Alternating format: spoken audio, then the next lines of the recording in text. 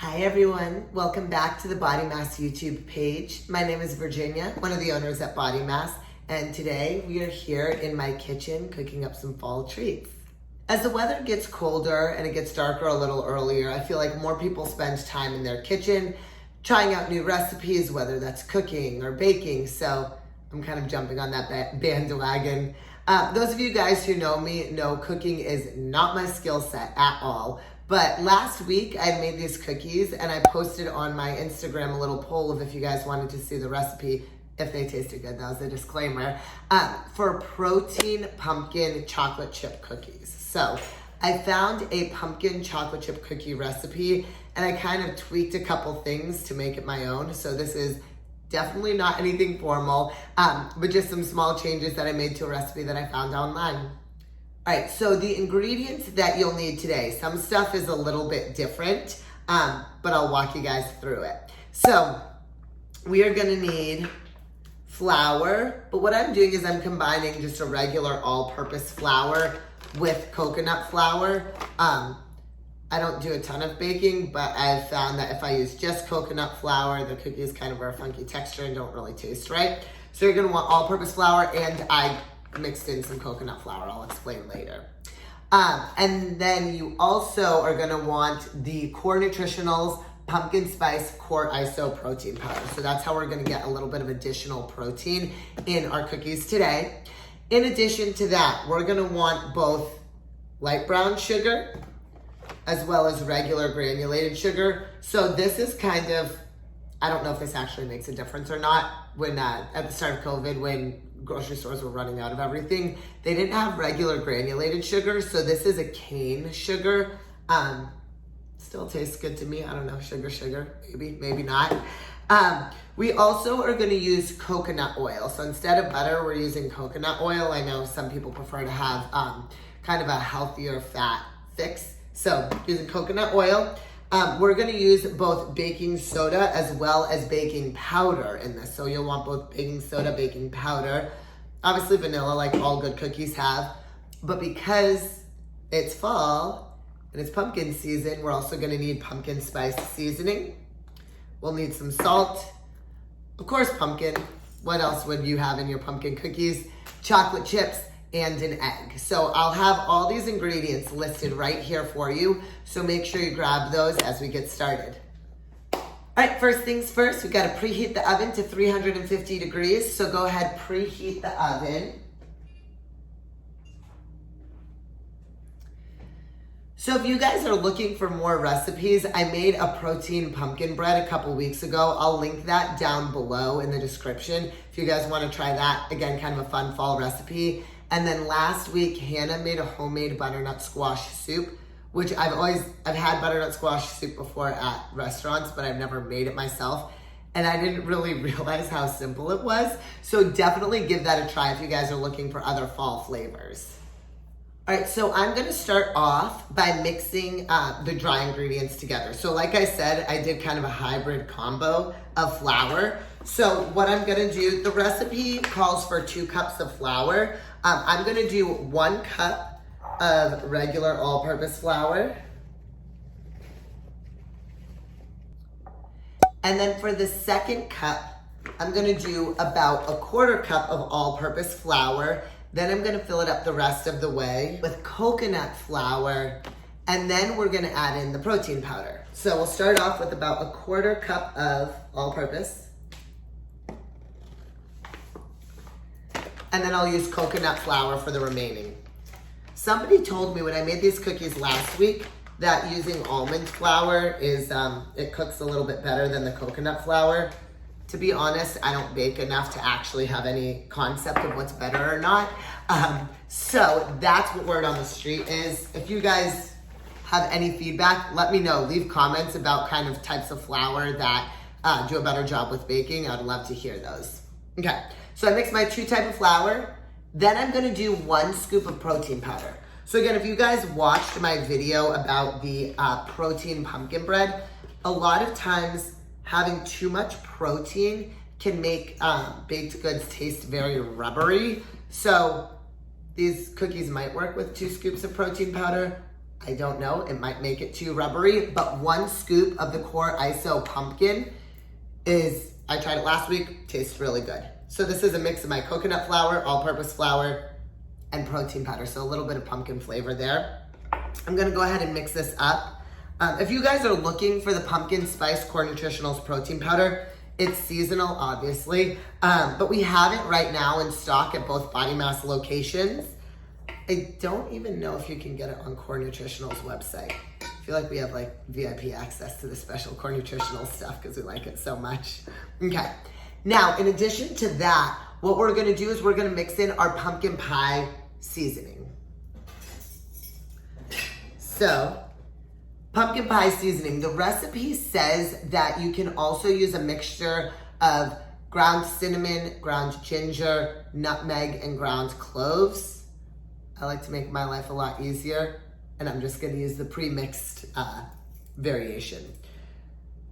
To be honest, when I made this last time, I just kind of guesstimated. I'm gonna use a measuring spoon, but we'll see if this even works. But it's about 2 teaspoons. I don't know, if you like things more pumpkin-y, you add more.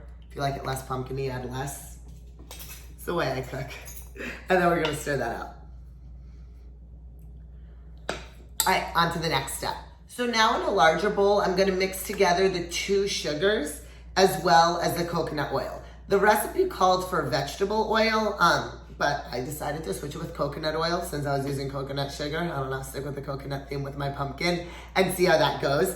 And it tasted really good. So what I'll do first is I'll measure out 1/2 cup of the granulated sugar, 1/2 cup of the brown sugar, and then I'll melt 1/2 cup of the coconut oil in the microwave.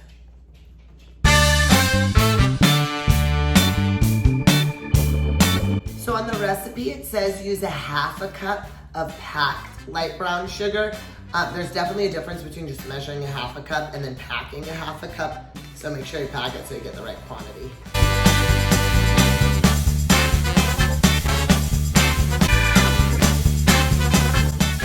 All right, so I've got my 1/2 cup of melted coconut oil. If you guys do a lot of baking with coconut oil, let me know, do you actually have to melt it or no? In my mind, it blends better, but I know when you're making cookies, like the butter's supposed to be soft and not melted. I melted it last time and it worked okay. But yeah, I'm curious for all you baking experts out there, is it better to not actually melt it and to just kind of have it be a little bit soft, let it kind of sit for a little bit. So I'm gonna stir this together. So in the recipe, it says that you can use one of those stand mixers. I'm a trainer, I like stuff physical, so I like to mix it all up by myself. Plus, I've never been able to justify one of those stand mixers because I don't bake very often and those things are not cheap. So I just use my hands. All right, so I've mixed up my 1/2 cup of granulated sugar, light brown packed sugar, as well as my 1/2 cup of coconut oil. So I've got a nice kind of creamy mix going on here. Next, I'm gonna add 1 large egg, 1 cup of our pumpkin, obviously to make it very pumpkin-y, and then 1 teaspoon of vanilla. So I'll go ahead and add those in. All right, so when I did the pumpkin the last time, I just did 1 entire can. I think a can's 15 ounces, so that's close enough to 1 cup. I don't think it drastically changed my cookies or not, so I just did the entire can of pumpkin in.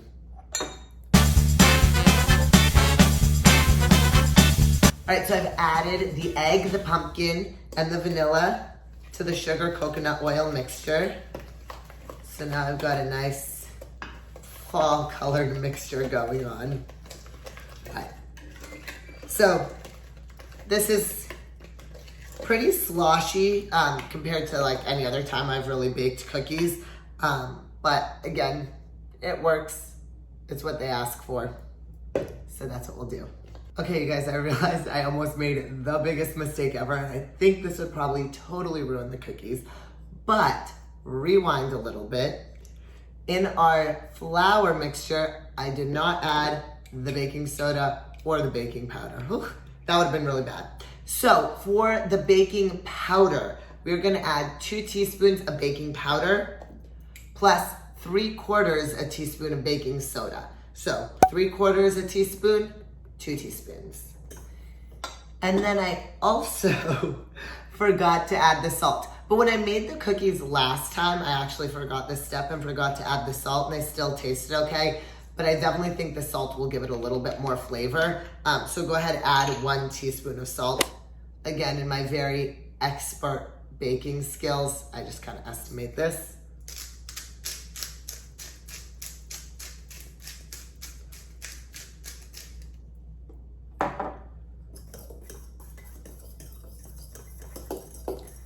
All right, back to where we left off.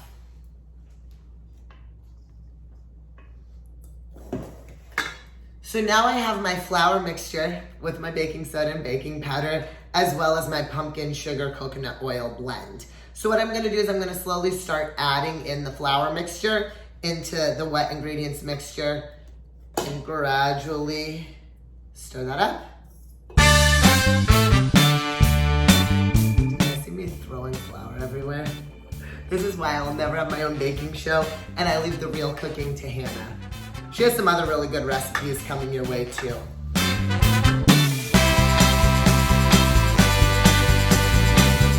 All right guys, so got our mixture here.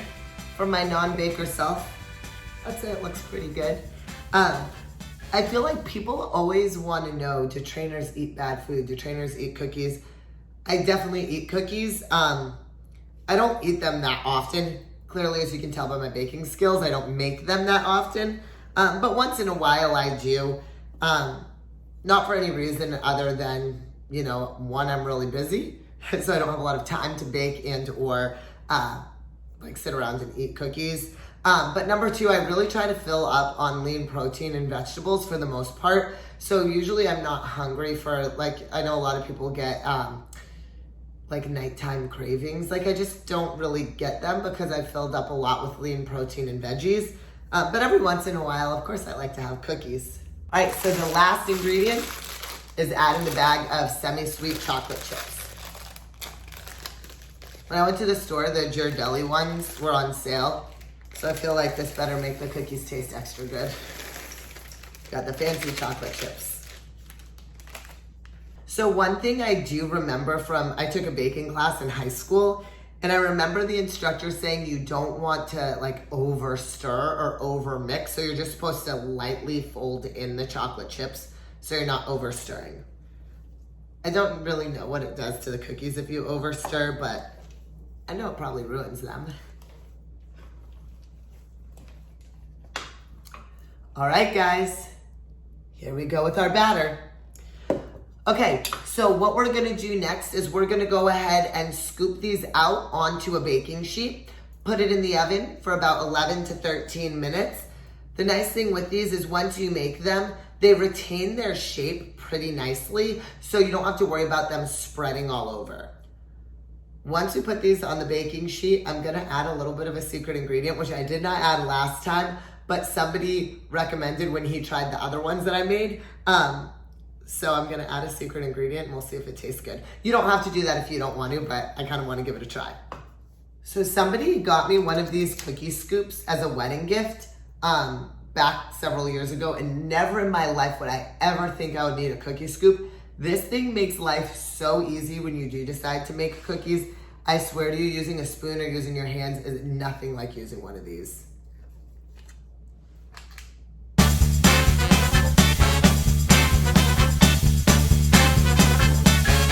Here we have our cookies all spread out on the cookie sheet. So the person who told me this secret ingredient idea is Sam, one of our physical therapists at Bodymass. I made him and Megan try the cookies and see if they tasted any good.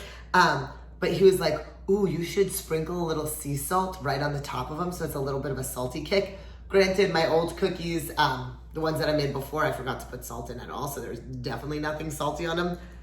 But I think I'm gonna try, so I'm just gonna grind out a little bit of this pink Himalayan sea salt on top, and we'll see if that adds the final touch that they need. All right, so I set the timer for 11 minutes. When it goes off in 11 minutes, I'll check the cookies and see if they need 2 more. But until then, we'll just wait. Okay, so the timer just went off. Time to check out the cookies.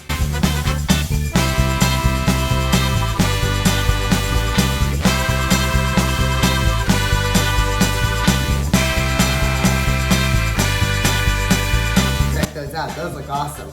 So I'm gonna just let these guys cool for a little bit, and then I'll just spatula them off here onto this wire cooling rack and let them cool a little bit more, and then we'll taste test them.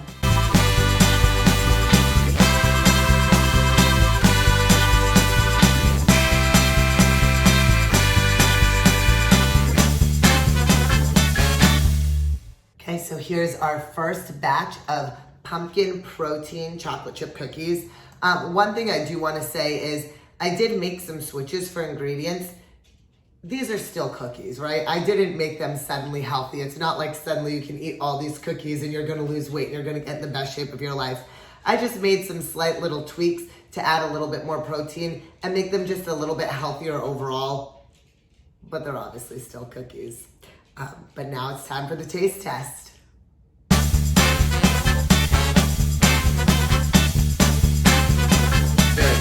I liked adding the sea salt on top. It gave it just a little bit of something different, but they taste great. So if you guys make these at home, let me know how they turn out. You can tag me on Instagram. My Instagram name is @VirginiaVKinkle, or of course tag Bodymass on Instagram. Love to hear how they turn out for you guys. If you guys liked this video, be sure to give it a thumbs up and let us know if you want to see more with recipes. We really enjoy doing these. If you haven't subscribed yet to the Bodymass YouTube channel, be sure to hit that subscribe button so you guys can be notified of all these new videos we have coming your way. All right, bye-bye.